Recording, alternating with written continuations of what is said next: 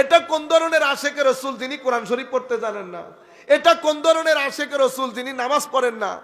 আশেকে রসুল কখনো বেনামাজি হয় না। আশেকে রসুল মুআদ্দব হয়, মুত্তাকি পরহেজগার হয়, ভদ্র হয়, নম্র হয়, সহনশীল হয়। আশেকে রসুল আল্লাহর সহি বান্দা হয়। তাহলে ইয়া আইয়ুহান নাস, ইয়া আইয়ুহাল্লাযীনা আমানু, ইয়া আইয়ুহান নাস পবিত্র কোরআনে 20 বার এসেছে। কয়বার? 20 বার। 10 বার মক্কা শরীফে, 10 বার মদিনা শরীফে। ইয়া আইয়ুহান নাস বলে যখন আল্লাহ সম্বোধন করেন, আল্লাহ আমাদেরকে আল্লাহতে বিশ্বাস, পরকালে বিশ্বাস, নবীতে বিশ্বাস, আল্লাহর অস্তিত্ব, আসমান জমিনের সৃষ্টি, আল্লাহর গ্রেটনেস, এই বিষয়গুলো আল্লাহ তুলে ধরেন ইয়া আইয়ুহান নাস যখন বলবে। যেমন ইয়া আইয়ুহান নাস উবুদু রাব্বাকুমুল্লাযী খালাকাকুম ওয়াল্লাযীনা মিন ক্বাবলিকুম লাআল্লাকুম তাত্তাকুন আল্লাযী জাআলা লাকুমুল আরদা ফিরাশা ওয়াস সামাআ বিনাআ। এভাবে আসমানের গ্রেটনেস, জমিনের সৃষ্টি, উপর থেকে পানি বর্ষণ, আল্লাহ আল্লাহর মহানত্বের বর্ণনা দিয়েছেন। কি জন্য? আল্লাহ বলতেছেন এগুলা দেখো না, দেখার পরে তুমি এবার আমার ইবাদত করো। এটা ইয়া আইয়ুহান নাসের বিষয়বস্তু। তাইলে ইয়া আইয়ুহান নাসের বিষয়বস্তু কি?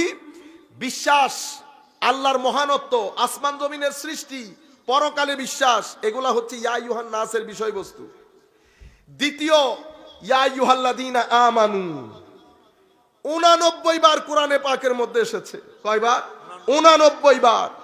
এই 89 বারের মধ্যে একবারও মক্কা শরীফে আসে নাই। 89 বারের মধ্যে 89 বার মদিনা শরীফে এসেছে। মনে রাখবেন, মুমিন আর মুসলিম দুইটার মধ্যে ফারাক আছে। মুসলিম হচ্ছে এখনো ইম্যাচিওর, মানে নাবালেক, ধর্ম গ্রহণ করেছে কিন্তু ধর্মের নূর এখনো তার কলব বাতেনের মধ্যে যায় নাই। কেন? কারণ কলব বাতেনের মধ্যে আকীদার নূর যাওয়ার জন্য সবচেয়ে বড় শর্ত হচ্ছে আপনার ভিতরে এশকে রসুল থাকা।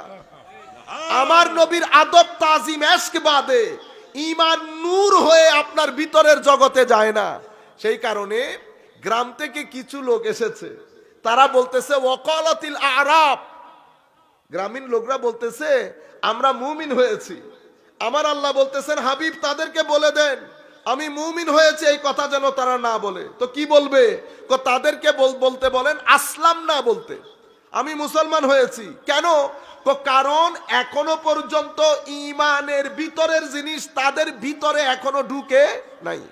সেই কারণে সূরা হুজুরাতের মধ্যে মুমিন এবং মুসলিম আলাদা আলাদা করে এসেছে। ওয়াল মুমিনুনা ওয়াল মুমিনাত ওয়াল মুসলিমুনা ওয়াল মুসলিমাত। তো দুইটা যদি এক হয় তো আল্লাহ দুই শব্দ আনতেন না। প্রত্যেক মুমিন মুসলিম, কিন্তু প্রত্যেক মুসলিম মুমিন নয়। সেই কারণে এই আয়াতের মধ্যে আল্লাহ মুসলিমকে সম্বোধন করে নাই, মুমিনকে করছে। ইয়া আইয়ুহাল্লাযীনা আমানু, পাক্কা মুমিন, যাদের ঈমানের মধ্যে পারফেকশন আছে, যাদের ঈমানের মধ্যে এশক আছে, আদব আছে, আমল আছে, তাদেরকে সম্বোধন করে আমার আল্লাহ বলছেন। তার আগে এটা জেনে নেন, ইয়া আইয়ুহান নাসের বিষয়বস্তু বুঝতেছেন। ইয়া আইয়ুহাল্লাযীনা আমানু যখন কোন আয়াতের মধ্যে আসে, এটার বিষয়বস্তু আপনি যদি বলেন হুজুর এক বাক্যে বলেন, এক বাক্যে বলতে গেলে ইয়া আইয়ুহাল্লাযীনা আমানুর বিষয়বস্তু হচ্ছে আদবে রসুল, আমার নবীর আদব শিক্ষা দেওয়া। আমি দুই একটা আয়াত বলি আপনাদেরকে, তাইলে বুঝতে পারবেন। শুরুতেই কোরআনে পাকের একটা আয়াত এসেছে, ইয়া আইয়ুহাল্লাযীনা আমানু লা তাকুলু রাইনা ওয়া কুলু যুরনা। দেখছেন, মুমিন কাদেরকে বলছে? আমার আল্লাহ সাহাবায়ে কেরামকে সম্বোধন করে বলছে, এ আমার নবীর সাহাবীরা। তাহলে সাহাবী ঈমানিয়াতের ক্ষেত্রে কত পারফেকশনিস্ট দেখেন। তাদেরকে বলছে নবীর ক্ষেত্রে যেন রায়না শব্দ ব্যবহার না করে। রায়না শব্দ আরবির মধ্যে অনেক অর্থে ব্যবহৃত হয়। একটা অর্থ হচ্ছে আমরা বলি না could you please look at me, আপনি একটু আমার দিকে তাকাতে পারবেন? তো এটার জন্য আরবিতে রায়না ব্যবহার হয়। আবার রায়না শব্দের আরো একটা অর্থ আছে, যারা রাস্তাঘাটে খেতে ছাগল গরু চড়ান, তাদেরকে রায়ের ক্ষেত্রে রায় না শব্দ ব্যবহার হয়। এখন আমার আল্লাহ বলছেন, ও আমার নবীর সাহাবায়ে কেরাম, আজকের পর থেকে নবীর শানে রায়না শব্দটা ব্যান ঘোষণা করছি। আজীব বিষয় না?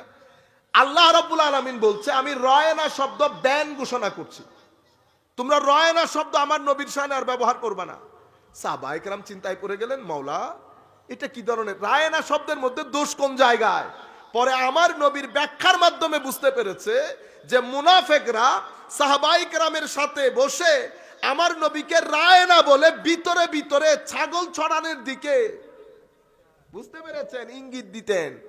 এই বিয়াদবি থেকে বাঁচিয়ে সাহাবায়ে কেরামকে বারগাহে রিসালাতের আদব শিখানোর জন্য আমার আল্লাহ বলছেন, আমার নবীর সাহাবায়ে কেরাম আজকের পর থেকে নবীর শানে রায়না শব্দ ব্যান ঘোষণা করছে, আদব শিখিয়েছেন। আমি বলেছি না আপনাদেরকে, ইয়া আইয়ুহাল্লাযীনা আমানুর বিষয়বস্তু হচ্ছে আদব।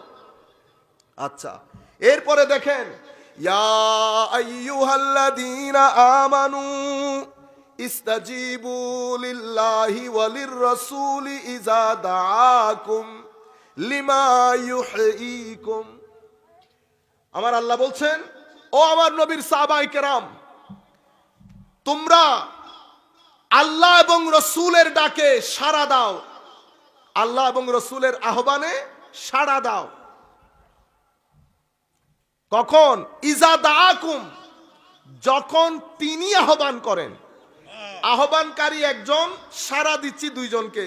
তো সাড়া যদি দুইজন হয়, আহ্বানকারীর ক্ষেত্রে খাওয়ার কথা ছিল কি? যখন তারা আহ্বান করেন। এটা পৃথিবীর গ্রামার, বাংলা বলেন, ইংরেজি বলেন, আরবি বলেন, গ্রামার এটাই বলে। নাউন দুইটা হইলে প্রনাউন কয়টা হবে? বহুবচন হবে না? কিন্তু এখানে নাউন দুইজন, অর্থাৎ সাড়া দিচ্ছি দুইজনের ডাকে। ইস্তাজিবু লিল্লাহি ওয়ালির রাসূল, আল্লাহ এবং রাসূলের আহ্বানে সাড়া দাও। ইজা দাআকুম, যখন তিনি আহ্বান করে। মাওলা তিনি আহ্বান মানি, আহ্বানকারী কয়জন? তো আহ্বানকারী দুইজন, কিন্তু আহ্বানকারী একজন। আহ্বানকারী দুইজন, কিন্তু আহ্বানকারী একজন। কেন? কারণ আমাকে আল্লাহ আহ্বান করবেন না, আল্লাহ আমার সাথে কথা বলতে আসবেন না। আল্লাহ কথা বলেন নবীর সাথে, নবী কথা বলেন আমার সাথে। আপনি যদি মাস্টারি করে আগে চলে যান, তাইলে ইমানই হবে না।